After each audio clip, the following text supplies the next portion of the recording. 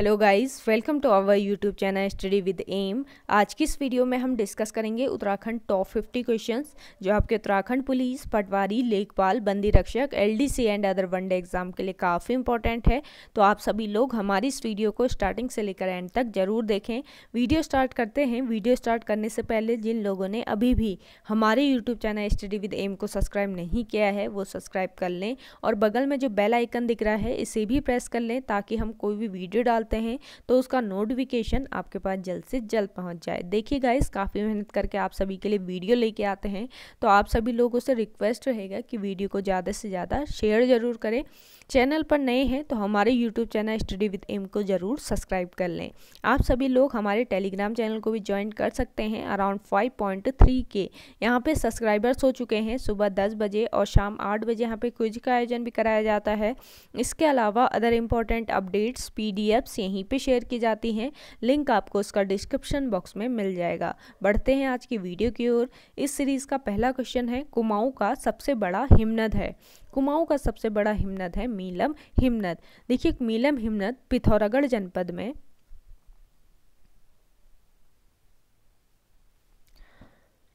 त्रिशूली पर्वत के दक्षिण में 16 किलोमीटर लंबा हिमनद है जो गोरी गंगा का उद्गम स्रोत है। मीलम ग्लेशियर जाने का पैदल मार्ग मुनस्यारी से प्रारंभ होता है। यहाँ से बागुड्यार, मारतोली तथा मीलम गांव होकर 64 किलोमीटर की यात्रा करते हुए मीलम ग्लेशियर पहुंचा जा सकता है।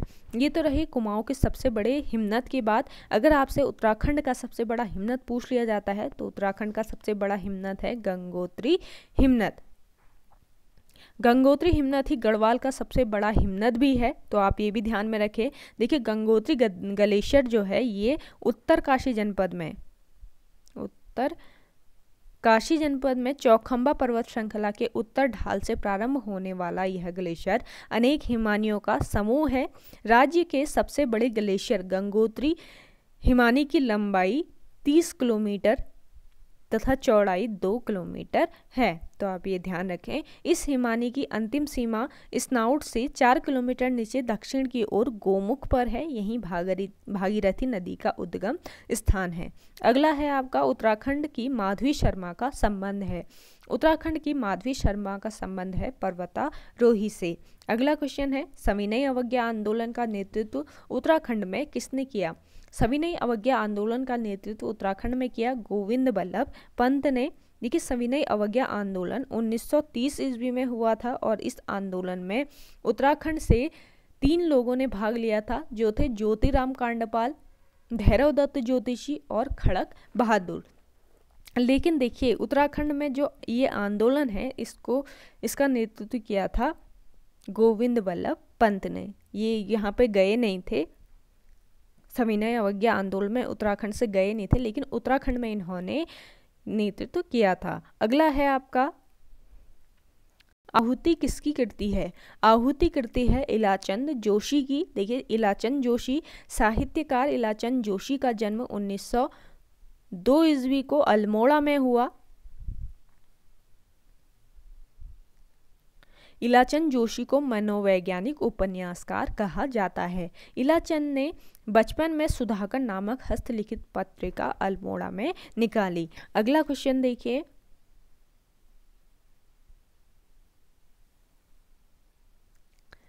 द होली हिमालय पुस्तक के लेखक कौन है? द होली हिमालय पुस्तक के लेखक है के कुमार नित्यानंद। अगला क्वेश्चन है आपका, झालीमाली देवस्थल किस जनपद में स्थित है?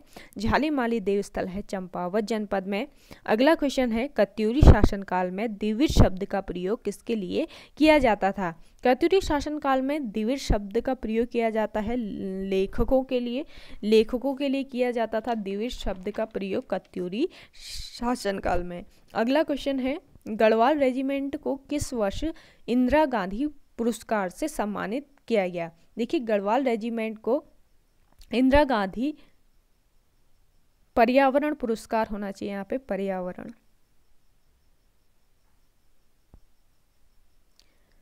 गढ़वाल रेजिमेंट को इंदिरा गांधी पर्यावरण पुरस्कार दिया गया 2007 में, तो आप ये करेक्ट कर लेगा। 2007 में गढ़वाल रेजिमेंट को इंदिरा गांधी पर्यावरण पुरस्कार से सम्मानित किया गया। अगला है आपका सुमन ने बच्चों के लिए कौन सी पत्रिका का प्रकाशन किया था? श्रीदेव सुमन ने बच्चों के लिए हिंदी पत्रबोध पत्रिका का प्रकाशन किया था। देखिए, श्रीदेव सुमन की बात करें तो इनका जन्म 25 मई 1916 को टिहरी के जौल गांव में हुआ था और इनके पिता का नाम हरिराम बड़ौनी था। 1930 ईस्वी में 14 वर्ष की आयु में इन्होंने नमक सत्याग्रह में भाग लिया, जिसमें इन्हें 15 दिन का कारावास हुआ। इन्होंने पृथक राज्य की मांग के लिए दिल्ली में 1938 में गणदेश सेवा संघ की स्थापना की। श्रीदेव सुमन के प्रयासों से 23 जनवरी 1939 को देहरादून में टिहरी राज्य प्रजामंडल की स्थापना हुई। अगला क्वेश्चन है, पंच केदारों में किसकी पूजा शीतकाल में गोपेश्वर में होती है? पंच केदारों में रुद्रनाथ की जो पूजा है ये शीतकाल में गोपेश्वर में होती है। देखिए, रुद्रनाथ मंदिर चमोली जिले में स्थित है। इस मंदिर में भगवान शिव के मुख की पूजा होती है। शीतकाल में यहाँ पूजा गोपेश्वर मंदिर में होती है। रुद्रनाथ चतुर्थ केदार है, जिसे पितृ तीर्थ के रूप में भी जाना जाता है। पितृ तीर्थ के रूप में प्रसिद्ध है रुद्रनाथ। अगला है आपका, किस चंद शासक ने अजयपाल को पराजित किया? अजयपाल को पराजित किया कीर्ति चंद ने। देखिए, जो अजयपाल है, अजयपाल गढ़वाल के परमार वंश का 37वां शासक था। अजयपाल चाँदपुरगढ़ के गणपति आनंद पाल का पुत्र था। इसके कार्यकाल की बात करें तो 1490 ईस्वी से लेकर 1519 ईस्वी तक अजयपाल का कार्यकाल रहा। अजयपाल ने अपनी राजधानी देवलगढ़ 1512 ईस्वी में राजप्रासाद बनवाया और इसने 1517 ईस्वी को राजधानी श्रीनगर स्थानांतरित की। देवलगढ़ में राज्यपाल ने अपनी कुल देवी राजराजेश्वरी का मंदिर बनवाया। तो आप ये सारी चीज़ें नोट डाउन जरूर करें, आपके आगामी एग्जाम के लिए काफ़ी इंपॉर्टेंट है। कोई भी क्वेश्चन उठा के आयोग पूछ सकता है आपसे, तो आप सारी चीज़ें नोट डाउन जरूर कर लें। और देवलगढ़ में सत्यनाथ भैरव गुफा का इसने जीर्णोद्धार करवाया। अजयपाल ने श्रीनगर में कालिका देवी मठ का निर्माण करवाया और इसने सरोला ब्राह्मणों की भी नियुक्ति की थी। अगला क्वेश्चन देखिए, उत्तराखंड के भीष्म पितामह के नाम से किसे जाना जाता है? उत्तराखंड के भीष्म पितामह नाम से जाना जाता है बैरिस्टर मुकुंदीलाल को। देखिए, मुकुंदीलाल का जन्म 1885 ईस्वी में चमोली जिले में हुआ। मौलाराम के चित्रों को प्रसिद्धि दिलाने में इनकी महत्वपूर्ण भूमिका रही। गढ़वाल पेंटिंग पुस्तक का प्रकाशन इन्होंने 1969 ईस्वी में किया। 1922 ईस्वी में लैंसडाउन से तरुण कुआं मासिक पत्रिका का इन्होंने संपादन किया, जो मेजनी के यंग इटली के तर्ज पर था। तो आप ये भी ध्यान रखें। 1938 ईस्वी में नरेंद्र शाह ने मुकुंदीलाल को टिहरी हाई कोर्ट का न्यायाधीश नियुक्त किया। वीर चंद सिंह गढ़वाली की ओर से मुकुंदीलाल ने केस लड़ा। 1923 व 1926 में इन्होंने स्वराज दल के टिकट पर गढ़वाल से चुनाव जीता। कोटद्वार में स्थित मुकुंदीलाल के घर को भारती भवन के नाम से जाना जाता है। तो आप ये भी ध्यान में रखें, जो एक पक्षियों व फूलों का संग्रहालय है। देखिए गाइज, यहाँ पे काफ़ी इंपॉर्टेंट पॉइंट मैं बताती हूँ, तो आप नोट डाउन जरूर कर लें। कोई भी आपका क्वेश्चन पूछ सकता है आयोग। अगला देखिए, आर्यों का आदि निवास मध्य हिमालय नाम प्रसिद्ध रचना है। आर्यों का आदि निवास मध्य हिमालय नामक प्रसिद्ध रचना है भजन सिंह की। देखिए, भजन सिंह का जन्म 26 अक्टूबर 1905 को हुआ। पौड़ी जिले के कोटसाड़ सितोनस्यू गांव में हुआ था इनका जन्म। भारत के आज़ादी के लिए संघर्षरत भारत नौजवान सभा की सदस्यता ग्रहण कर एक इन्होंने गुप्त योजना के अंतर्गत वे फौज में भर्ती हो गए तथा 1926 ईस्वी से 1945 तक सैनिकों के बीच रहकर राष्ट्रीयता की भावना का प्रसार करते रहे। वे पेशावर कांड के नायक चंद्र सिंह गढ़वाली के मुख्य प्रेरणा स्रोत थे। इन्होंने हिंदी व गढ़वाली में लगभग 20 पुस्तकों की रचना की, जिसमें हिंदी में अमृत वर्षा, माँ, प्रेम बंधन, कन्या विक्रयी, मेरी वीणा, आर्यों का आदि निवास, मध्य हिमालय तथा गढ़वाली में सिंहनाद, सिंह सदगई, गढ़वाली लोकोक्तियाँ, वीरवधु, देवकी इनकी प्रमुख रचनाएं हैं। तो आप रचनाएं जरूर नोट डाउन करें। देखिए रचनाएं आपकी काफ़ी पूछी जाती हैं। इनका नाम अंतर्राष्ट्रीय बायोग्राफी पुस्तक में भी अंकित है, तो आप ये भी ध्यान में रखें। अगला क्वेश्चन है आपका, जोशीमठ औली रोपवे कब शुरू किया गया? जोशीमठ औली रोपवे शुरू किया गया अक्टूबर 1993 में। देखिए जोशीमठ से सड़क मार्ग से 15 किलोमीटर की दूरी पर तथा रोपवे से 4 किलोमीटर की दूरी पर स्थित औली गर्मियों में हरी भरी मखमली घास एवं शीतकाल में हिम क्रीड़ा तथा पर्यटन स्थल के रूप में विश्व पर्यटन मानचित्र पर अंकित है। देखिए जो औली है इसमें रोपवे 1931 में शुरू हुआ। औली में जनवरी से मार्च तक विविध साहसिक खेल आयोजित होते हैं। अगला है आपका,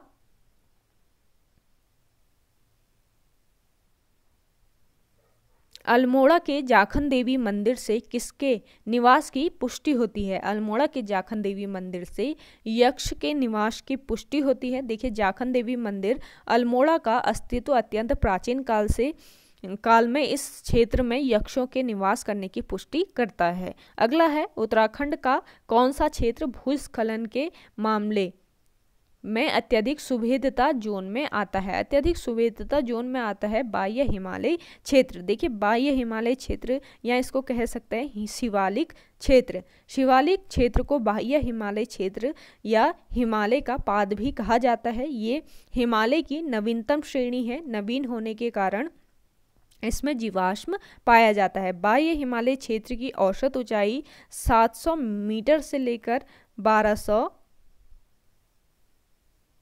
मीटर तक है। इस क्षेत्र में भूस्खलन व कटाव के कारण गहरी घाटियां पाई जाती है। राज्य में सर्वाधिक वर्षा बाह्य हिमालय क्षेत्र में होती है।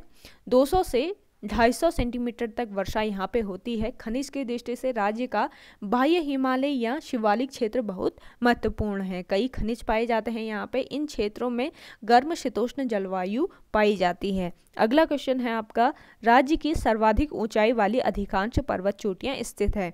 राज्य की सर्वाधिक ऊंचाई वाली अधिकांश पर्वत चोटियाँ स्थित है चमोली जनपद में। देखिए राज्य की अधिकांश पर्वत चोटियाँ जो हैं ये चमोली जिले में पाई जाती हैं। राज्य की सबसे ऊंची चोटी नंदा देवी है जो चमोली जिले के अंतर्गत आती है। इसकी ऊंचाई की बात करें हम, इसकी ऊंचाई है 7817 मीटर। राज्य की दूसरी ऊंची चोटी है कामेट पर्वत जिसकी ऊंचाई 7756 मीटर है। ये भी चमोली जिले में स्थित है, तो आप ये भी ध्यान रखें। इसके अलावा देखिए माणा चोटी की ऊंचाई 7272 मीटर है। ये भी चमोली जिले में स्थित है। बद्रीनाथ चोटी स्थित है चमोली में, 7140 मीटर इसकी ऊंचाई है। चौखंबा चोटी चमोली जिले में स्थित है और त्रिशूल पर्वत भी चमोली जिले में ही स्थित है। इसकी ऊंचाई है 7120 मीटर। अगला क्वेश्चन है, शिवालिक श्रेणी का प्राचीन नाम है? शिवालिक श्रेणी का प्राचीन नाम है मैनाक पर्वत। अगला है आपका, राज्यों में दारमा व व्यास घाटियों को जोड़ने वाला दर्रा है? राज्यों में दारमा व व्यास घाटियों को जोड़ने वाला दर्रा है सिनला दर्रा। अगला क्वेश्चन है आपका, पूर्वी धौली गंगा सहायक नदी है? पूर्वी धौली गंगा सहायक नदी है काली नदी की। देखिए काली नदी पिथौरागढ़ के सुदूर उत्तर में तिब्बत बॉर्डर के पास स्थित जैक्सर श्रेणी के पूर्वी ढाल पर लिपुलेख पास स्थित काला पानी नामक स्थान से निकलती है। स्थानीय भाषा में इसे काला पानी गाड़ या काली गंगा कहा जाता है। यह नदी कालगिरी पर्वत के समांतर तथा भारत नेपाल का बॉर्डर बनाते हुए बहती है। देखिए काफ़ी इंपॉर्टेंट पॉइंट है, आप नोट डाउन जरूर करें। पिथौरागढ़ के बाद यह चंपावत में प्रवेश करती है ये, और टनकपुर के निकट स्थित पूर्णागिरि तीर्थ के पास बरमदेव मंडी के बाद ये शारदा के नाम से नेपाल में प्रवेश कर जाती है। स्कंद पुराण में इसे श्यामा नदी कहा जाता है। काली नदी को और इसके जल को पवित्र नहीं माना गया है। कुठ्यांगटी, पूर्वी धौली गंगा, गौरी गंगा, सरयू, लोहावती व लधिया आदि इसकी सहायक नदियां हैं, तो आप ये भी ध्यान में रखेंगे। अगला क्वेश्चन है आपका हस्तशिल्प सामग्री मोष्टा बनाया जाता है। मोष्टा बनाया जाता है रिंगाल से। देखिए रिंगाल जो है ये चमोली, अल्मोड़ा, पिथौरागढ़ आदि जनपदों का प्रमुख हस्तशिल्प उद्योग है। रिंगाल से डाले, कंडी, चटाई, सूप, टोकरी, मोष्टा आदि तैयार किए जाते हैं, जिनका उपयोग घरेलू एवं कृषि कार्यों के लिए किया जाता है। अगला है अल्मोड़ा के झिरौला व पिथौरागढ़ के चंडाक में कौन से कारखाने हैं? अल्मोड़ा के झिरौला और पिथौरागढ़ के चंडाक में मैग्नेसाइट के कारखाने हैं। ऑप्शन है आपका मैग्नेसाइट। अगला है आपका, देखिए आंसर है मैग्नेसाइट। अगला क्वेश्चन है किशोरियों के विकास हेतु राज्य में सबला योजना चलाई जा रही है। किशोरियों के विकास हेतु राज्य में सबला योजना चलाई जा रही है 2010 से। देखिए सबला योजना 19 नवंबर 2010 से शुरू की गई। कभी डेट भी पूछ लिया जाता है आपसे, तो आप डेट भी नोट करें। 19 नवंबर 2010 को शुरू की गई सबला योजना। इस योजना के तहत 11 से 18 वर्ष की किशोरियां जो स्कूल नहीं जाती उनका विकास सुनिश्चित करना है। अगला है वेदमाला किसकी रचना है? वेदमाला रचना है हरिराम धस्माना की। देखिए हरिराम धस्माना ने अपनी पुस्तक वेदमाला में गढ़वाली और वैदिक संस्कृत शब्दों की एक सूची दी है, जिसमें बताया गया है कि गढ़वाली में कई शब्दों का प्रयोग वैदिक रूप से ही होता है। अगला है भारतीय सुदूर संवेदी संस्थान कहाँ स्थित है? भारतीय सुदूर संवेदी संस्थान स्थित है देहरादून में। भारतीय सुदूर संवेदी संस्थान हाथीबड़ कला देहरादून में स्थित है। इसकी स्थापना 1966 में हुई। अगला क्वेश्चन है उत्तराखंड न्यायिक एवं विधिक अकादमी कहाँ स्थित है? उत्तराखंड न्यायिक एवं विधिक अकादमी स्थित है नैनीताल में।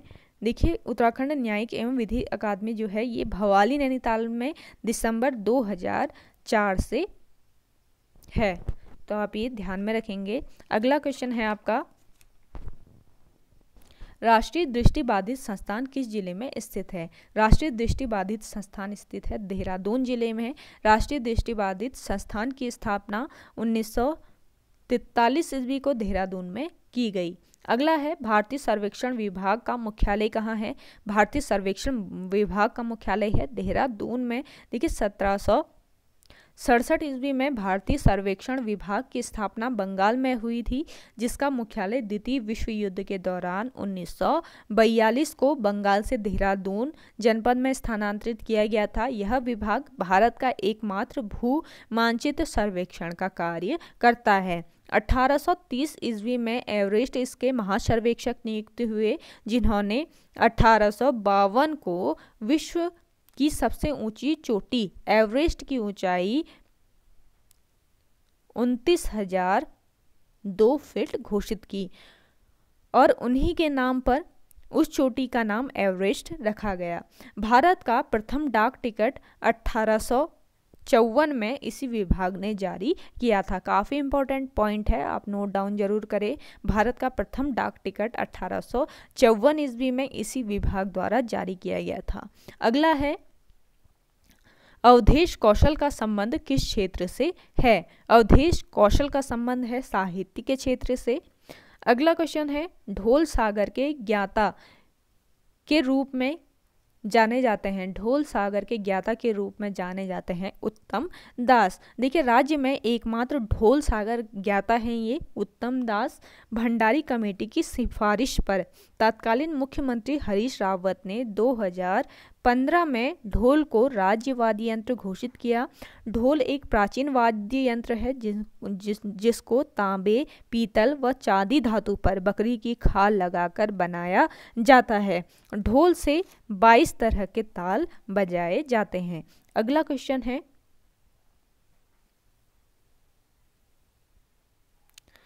फादर ऑफ जौनसार सम्मान से सम्मानित जौनसारी है। फादर ऑफ जौनसार सम्मान से सम्मानित जौनसारी है भाव सिंह चौहान। अगला क्वेश्चन है टिहरी डैम का स्थानीय नाम क्या है? टिहरी डैम का स्थानीय नाम है देखिए सुमन सागर। काफ़ी इंपॉर्टेंट क्वेश्चन है, आप नोट डाउन जरूर करें। टिहरी डैम का स्थानीय नाम है सुमन सागर। और टिहरी डैम का अगर आधिकारिक नाम आपसे पूछा जाता है तो इसका आधिकारिक नाम है स्वामी रामतीर्थ सागर।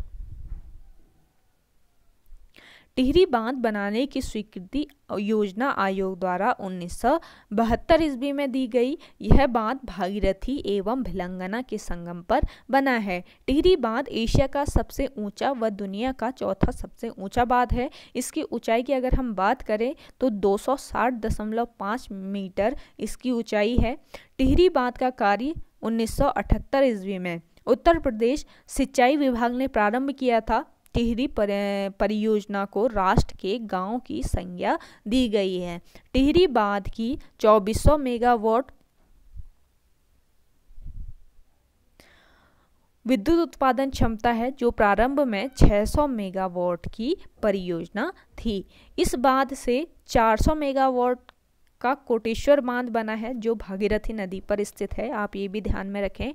टिहरी बांध जलाशय 42 वर्ग किलोमीटर में फैला है। इसे स्वामी रामतीर्थ सागर के नाम से जाना जाता है। टिहरी बांध का डिजाइन जेम्स ब्रून ने बनाया था। जेम्स ब्रून ने टिहरी डैम का डिजाइन किया था।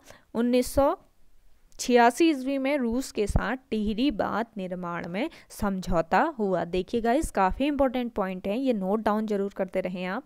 अगला क्वेश्चन है उत्तराखंड में जन जागरण और आंदोलनों का इतिहास पुस्तक है।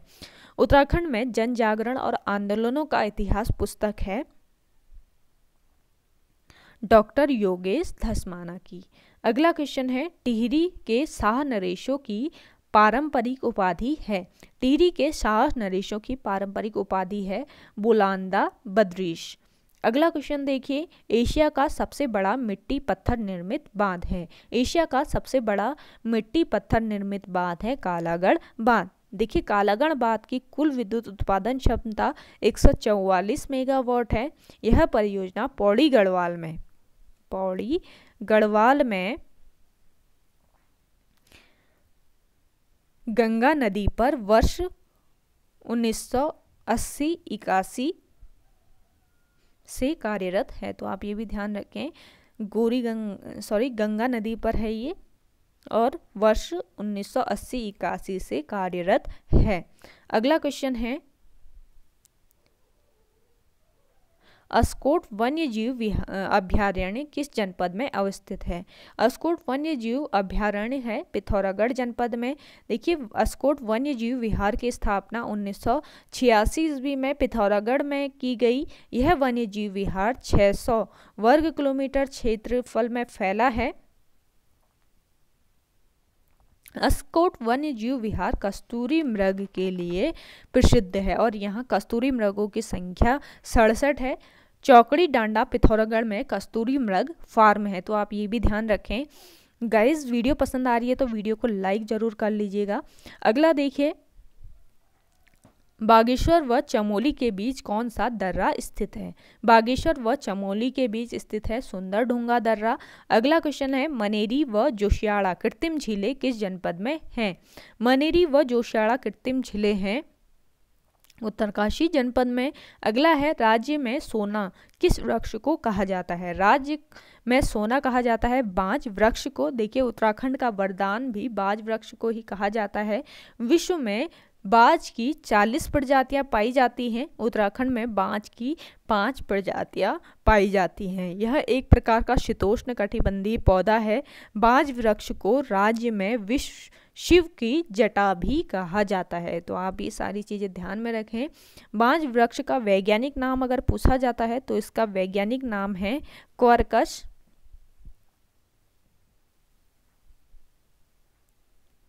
ल्यूकोटोकोफ्रा। क्वारकस ल्यूकोटोकोफ्रा इसका वैज्ञानिक नाम है। सफ़ेद बाज पर्यावरण की दृष्टि से महत्वपूर्ण वृक्ष है। अगला है सर्वाधिक हाथी एवं 12 सिंगों वाला राष्ट्रीय उद्यान है? सर्वाधिक हाथी एवं 12 सिंगों वाला राष्ट्रीय उद्यान है राजाजी राष्ट्रीय उद्यान। देखिए राजाजी राष्ट्रीय उद्यान 1980 ईस्वी में 3 वन्य जीव अभ्यारण्य चिल्ला, मोतीचूर एवं राजाजी राष्ट्रीय अभ्यारण्य से मिलकर राजाजी राष्ट्रीय उद्यान बनाया गया। यह राष्ट्रीय उद्यान हाथियों एवं 12 सिंगों के लिए प्रसिद्ध है। राजाजी राष्ट्रीय उद्यान का नाम स्वतंत्र भारत के प्रथम भारतीय गवर्नर सी राजगोपालाचारी के नाम पर पड़ा। इसका मुख्यालय देहरादून में है। तो आप ध्यान रखें, जो राजाजी राष्ट्रीय उद्यान है इसका मुख्यालय है देहरादून में। राजाजी राष्ट्रीय उद्यान 2016 में राज्य का दूसरा टाइगर रिजर्व घोषित किया गया। काफ़ी इंपॉर्टेंट पॉइंट है, राजाजी राष्ट्रीय उद्यान जो है 2016 में राज्य का दूसरा टाइगर रिजर्व घोषित किया गया।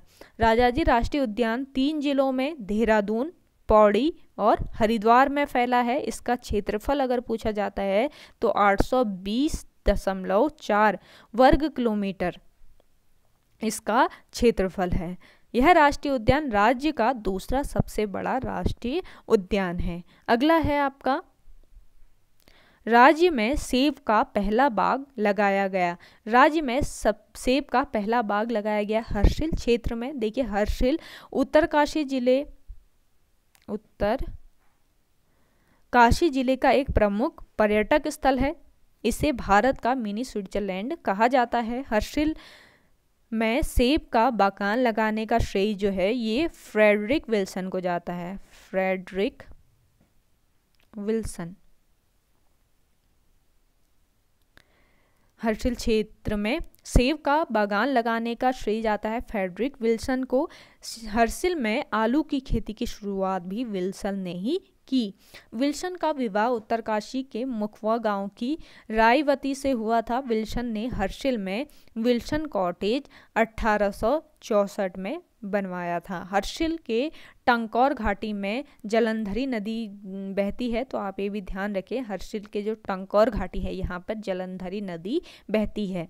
अगला है आपका, राष्ट्रीय स्तर के होटल मैनेजमेंट संस्थान की स्थापना की गई है।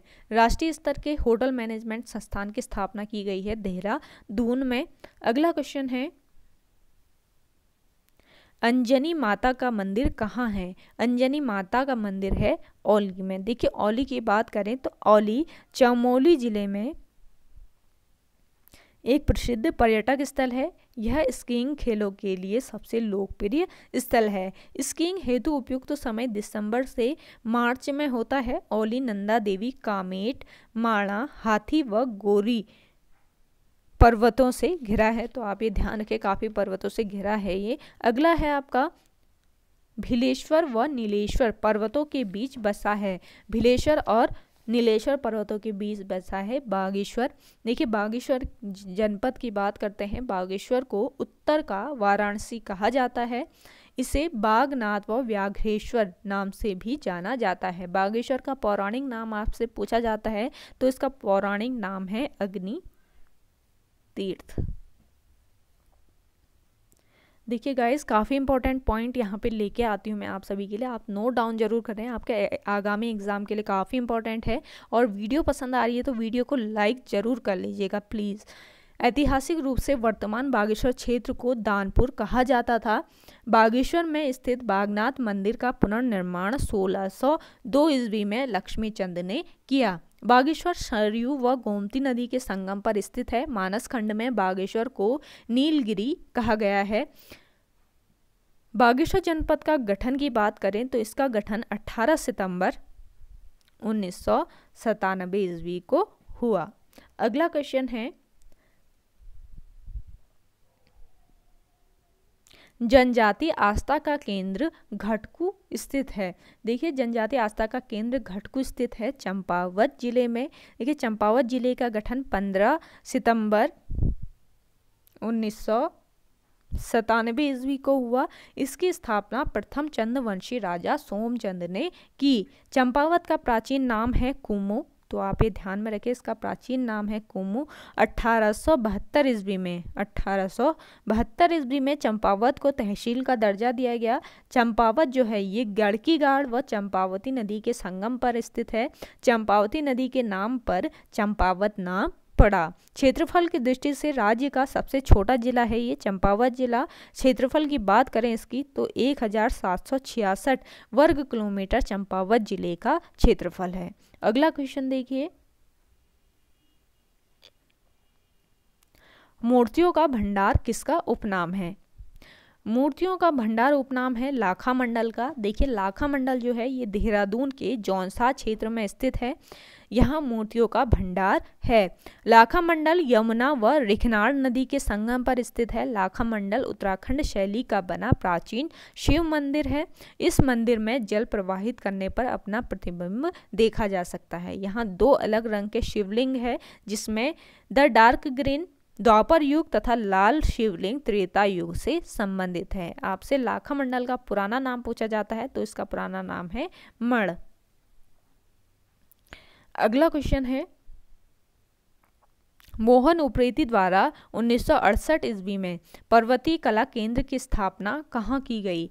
मोहन उप्रेती द्वारा 1968 ईस्वी में पर्वतीय कला केंद्र की स्थापना की गई दिल्ली में। अगला क्वेश्चन है, नाली शब्द का सर्वप्रथम प्रयोग किसमें मिलता है?